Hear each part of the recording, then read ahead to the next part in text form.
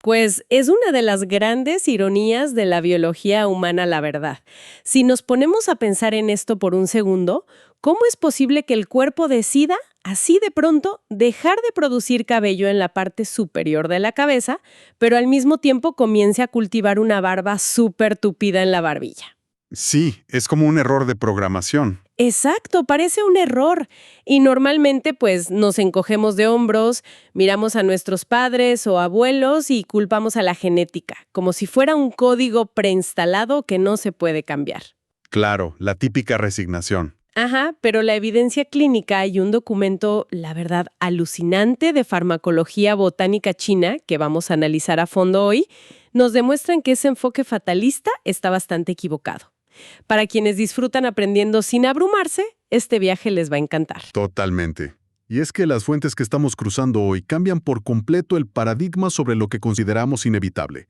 Por un lado, tenemos un análisis clínico de un especialista en nutrición y metabolismo celular. Ok. Este análisis detalla el impacto directo de nuestras hormonas y, curiosamente, de la resistencia a la insulina. ¡Wow! La insulina. Sí, sí. Y para complementar eso, hay un artículo científico súper extenso que se publicó hace poco en el Journal of Holistic Integrative Pharmacy. Ajá. El equipo del investigador Han Xixian básicamente llevó al microscopio electrónico un remedio botánico chino de hace más de 2000 años y lo validaron a nivel de biología molecular. Órale. O sea, vamos a desentrañar exactamente por qué la gente pierde cabello arriba y le crece abajo y cómo una raíz milenaria podría, pues, estar trazando el futuro de la medicina regenerativa. Exactamente. Es fascinante porque la caída del cabello no es solo un problema cosmético, o sea, es una ventana para entender nuestro metabolismo y, bueno, la complejidad de la farmacología antigua. A ver, vamos a desglosar esto. Antes de hablar de curas milenarias o de qué dietas evitar, necesitamos entender qué está pasando en la cabeza a nivel físico. La fuente médica nos habla de la alopecia androgenética, y el primer concepto que rompe esquemas es que el cabello en sí no es la pieza clave. No, para nada. El verdadero protagonista es el folículo, ¿no? Así es, y es que solemos pensar en el folículo de una manera, muy simplista, como si fuera solamente el agujerito por donde sale el pelo. Sí, claro, un simple poro. Pero a nivel biológico microscópico, es una fábrica minúscula y extremadamente compleja. Es un ecosistema completo y vibrante lleno de mitocondrias. Los motores de las células. Exacto, los motores de energía. Y como cualquier fábrica de alto rendimiento, requiere un suministro masivo y constante de oxígeno y nutrientes a través de la sangre, para poder ensamblar proteínas y, pues, producir el cabello. Pero luego llega el factor de la edad. O sea, a medida que envejecemos, la testosterona general disminuye, lo cual es normal. Pero hay una versión mutada, digamos, una versión mucho más potente, llamada DHT, la dihidrotestosterona. Ajá. Y por alguna razón, esta tiende a aumentar drásticamente y empieza a hacer estragos en esa pequeña fábrica. Y ojo, porque necesitamos un nivel base de DHT para el desarrollo normal, funciones como la libido y demás. Claro. El problema es el exceso. Lo que hace una inundación de DHT al llegar al cuero cabelludo es crear un estado crónico de hipoxia. Falta de oxígeno. Exacto. Satura los receptores y básicamente contrae las redes capilares. Asfixia al folículo. ¡Wow! Le corta el suministro de oxígeno de tajo. Y las mitocondrias se quedan sin combustible para operar. Si uno imagina que el cuero cabelludo es un jardín, la tendencia es pensar que esta hormona, la DHT, es como una maleza que compite con las flores. Pero leyendo esto, la realidad es mucho más agresiva. Mucho más. La hipoxia genera una inflamación tan severa que el cuerpo entra en modo de emergencia. Y para intentar curar esa zona, empieza a crear tejido cicatricial. O sea, la DHT no es maleza, es como verter cemento directamente sobre la tierra fresca. Es una analogía perfecta. Por eso el cuero cabelludo de alguien con calvicie avanzada brilla tanto. No es piel normal sin pelo, es una capa de pura cicatriz. Exacto. Y la gran duda que le surge a uno es si este cemento cae por pura condena del reloj biológico o si hay un interruptor interno que nosotros mismos estamos presionando. Pues, si conectamos esto con el panorama general, la genética te da una susceptibilidad. Te dice qué tan frágiles son los receptores de tus folículos a esa hormona. Ok. Pero el interruptor real, o sea, el motor sistémico que dispara la DHT hasta el techo, es algo que casi nunca se asocia con el cabello. Y es la resistencia a la insulina. El descontrol del azúcar en la sangre. Así es. Cuando el cuerpo desarrolla resistencia a la insulina, responde expresando en mucha mayor cantidad una enzima específica, la 5-alfa-reductasa, Ajá. que es la encargada de convertir la testosterona en esta DHT destructiva. Pero el daño más grave ocurre en el hígado. A ver, cuéntame de eso. El hígado sano es como un guardia de seguridad en un antro exclusivo.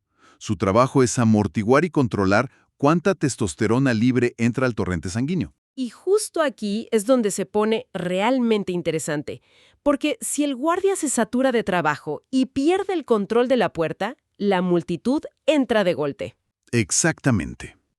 Si uno piensa en ese pico de cansancio masivo después de comer carbohidratos refinados, mientras uno está letargado en el sofá, el hígado está colapsando. Pierde la batalla para frenar la testosterona y los folículos se inundan de DHT. Es una imagen súper visceral, pero es literal lo que pasa.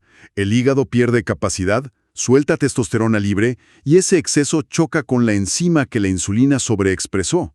Y ¡pum! Producción masiva de DHT. ¿O sea que el cabello es como una alarma de incendios del cuerpo? Sí, perderlo indica que el sistema metabólico está en crisis. El entorno moderno aprieta el gatillo de nuestra genética antigua. Entonces, ¿estamos diciendo que la dieta occidental moderna es responsable de que se nos caiga el cabello? En gran parte sí. Y la medicina convencional intenta solucionar esto con medicamentos sintéticos que bloquean la DHT, pero esos fármacos apagan la hormona en todo el cuerpo. Ese es el gran problema. Por eso causan pérdida de líbido o disfunción eréctil. Es como cortar la luz desde el switch principal de toda la casa solo para apagar un foco fundido en el pasillo. Sí, por eso las medicinas tradicionales fallan a largo plazo. Y ahí es donde el análisis clínico apunta a reparar el folículo sin causar un apagón sistémico. Ok, entonces, ¿cómo se hace? Se divide en dos, un abordaje mecánico y otro nutricional. A nivel mecánico, hay que arar esa tierra dura que mencionaste. El tejido cicatricial. Exacto. Se usa el microneedling, las microagujas. Al pasarlas por el cuero cabelludo, rompen la cicatriz y dejan entrar el oxígeno otra vez. Claro, como arar para que entre el agua. Pero romper el cemento no enciende los motores de la fábrica por sí solo. Las mitocondrias llevan años ahogadas. Para eso está la terapia de luz roja. Ah, sí, la luz infrarroja cercana, operando entre 630 y 850 nanómetros. Las mitocondrias absorben los fotones y restauran su energía celular. Es como recargar la batería de un motor apagado. Tal cual. Y para que esa energía empiece a construir cabello, necesitas mejorar la circulación de la sangre. El minoxidil hace esto como vasodilatador, pero los estudios muestran alternativas naturales. Como el aceite de romero, ¿no?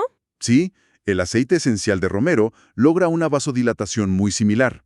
Y además disminuye la DHT en la piel localmente y protege a las mitocondrias. ¡Qué maravilla! Y luego está la nutrición. El análisis clínico propone como un equipo de superhéroes contra la DHT. Hígado de res por el hierro hemo, cebollas llenas de quercetina. Que es un antiinflamatorio potentísimo. Exacto.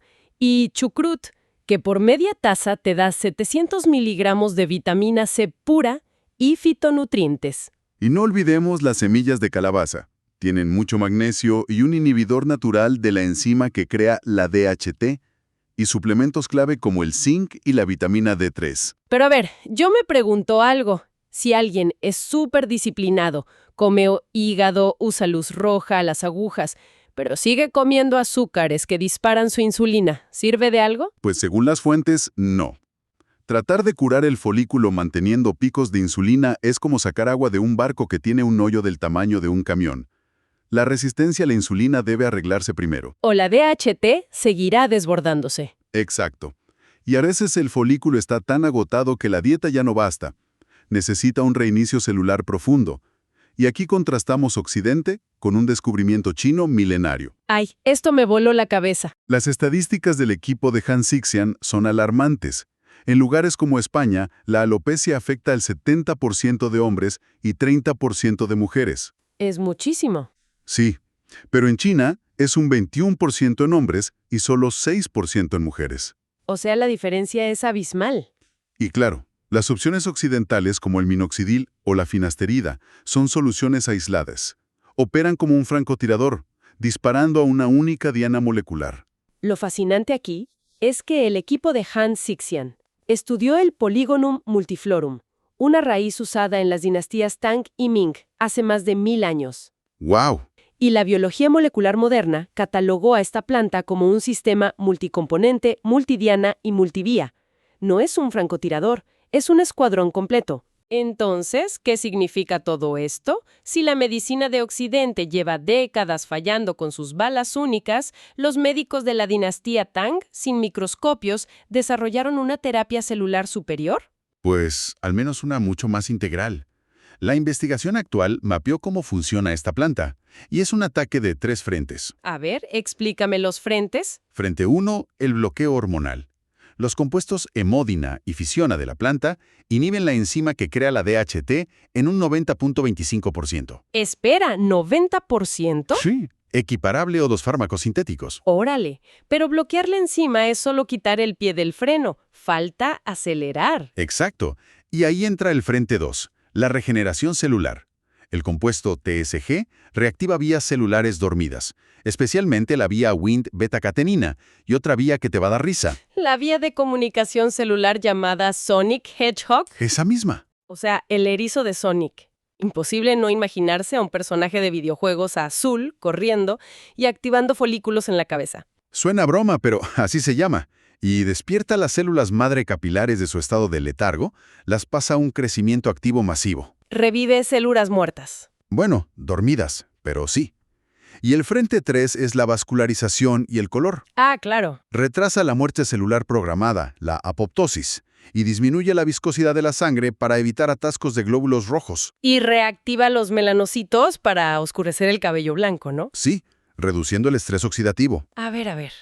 Si esta raíz bloquea el 90% de la enzima, revive células dormidas, mejora la sangre y quita las canas, ¿por qué no estamos todos bebiendo té de esta planta en este momento? ¿Dónde está la trampa? Esto plantea una pregunta importante y rompe el mito de que lo natural siempre es seguro. Uy, claro. La advertencia de salud pública más severa del estudio es que consumir la raíz cruda del Polygonum multiflorum está asociada a una altísima toxicidad hepática. Falla del hígado. Exactamente, falla total. Pero los médicos antiguos chinos ya sabían esto. La alquimia antigua tenía una regla estricta: nunca consumirla cruda. ¿Y cómo le hacían? Debía cocerse al vapor durante horas, pero no con agua. Se cocía con jugo de frijol negro. Espera, jugo de frijol negro. Suena súper a remedio de abuelita. Lo parece, pero la cromatografía moderna validó este proceso. ¡Wow! Demostró que este proceso termoquímico ancestral elimina por completo los compuestos tóxicos para el hígado. ¿En serio? Sí, y preserva intacto el compuesto regenerador, el TSG. Sabían aislar la medicina del veneno. Es increíble. Pero me imagino que las farmacéuticas no van a vender recetas de vaporización milenaria con frijoles, ¿o sí? Para nada. El futuro es la nanotecnología. Están desarrollando nanotransportadores lipídicos y parches transdérmicos para administrar el compuesto purificado directamente al folículo. Ah, así esquivan el sistema digestivo y el hígado por completo. Exactamente, directo al problema. Pues, ¿qué recorrido tan largo e interesante hemos hecho hoy? Desde descubrir que el exceso de azúcar y la resistencia a la insulina están ahogando nuestros folículos de DHT. Sí, pasando por arar el tejido con microagujas y luz roja. Ajá, hasta llegar a una planta milenaria china que reactiva genes dormidos siempre y cuando se cocine con frijoles negros o se entregue a través de nanotecnología. Es un ecosistema fascinante. Totalmente. Y la verdad me deja con un pensamiento súper provocador. Si una antigua dinastía china logró descifrar, sin laboratorios modernos, un proceso termoquímico tan preciso para curar la calvicie y neutralizar un veneno, ¿cuántas otras curas para enfermedades modernas que hoy catalogamos como simples mitos están esperando en textos milenarios a que la ciencia descubra cómo procesarlas correctamente? Es una reflexión muy profunda, la verdad. Sí, algo para pensar la próxima vez que veamos un remedio antiguo. Pues, muchas gracias a quienes nos escuchan por acompañarnos en este análisis a fondo. Sigan explorando y cuestionando todo. ¡Hasta la próxima!